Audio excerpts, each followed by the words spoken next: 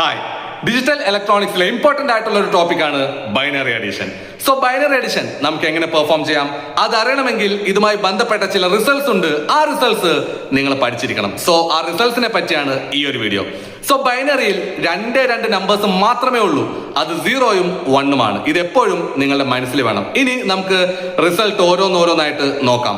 ആദ്യത്തെ റിസൾട്ട് 0 + 0 = 0 എന്നാണ്. ഏകദേശം നോർമൽ മാത്തമാറ്റിക്കൽ അഡീഷൻ പോലെ തന്നെ ഇവിടെ സമ്മും ക്യാരിയും രണ്ടും 0 ആണ്. സമ്മ് 0 ആണ്, ക്യാരി 0 ആണ്.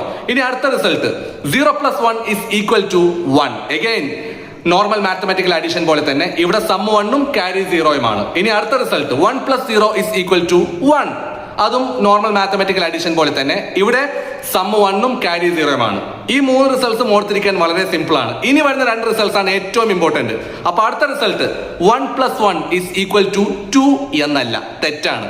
സോ ബൈനറി പ്രകാരം 1 + 1 = 2 എന്ന് പറഞ്ഞാൽ സമ്മ് 0യും ക്യാരി 1ഉമാണ്. തെറ്റിക്കരുത്. നമുക്ക് ബൈനറി അഡിഷൻ ചെയ്യുമ്പോൾ ആവശ്യം വരുന്ന ഒരു ഇമ്പോർട്ടന്റ് റിസൾട്ട് ആണ് ഇപ്പോൾ ഈ പറഞ്ഞത്. ഓക്കെ, ഇനി ലാസ്റ്റ് റിസൾട്ട് 1 + 1 + 1 = 3 എന്നല്ല, 1 + 1 + 1 എന്ന് പറഞ്ഞാൽ ബൈനറി പ്രകാരം സമ്മ് 1ഉം ക്യാരി 1ഉമാണ്. രണ്ടും 1 ആണ്. ഓക്കെ, 1 + 1 എന്ന് പറഞ്ഞാൽ സമ്മ് 0 ക്യാരി 1, 1 + 1 + 1 എന്ന് പറഞ്ഞാൽ സമ്മ് 1 ക്യാരി 1. ഓക്കെ, സോ രണ്ടും അങ്ങോട്ടും ഇങ്ങോട്ടും മാറിപ്പോകരുത്, തെറ്റിക്കരുത്.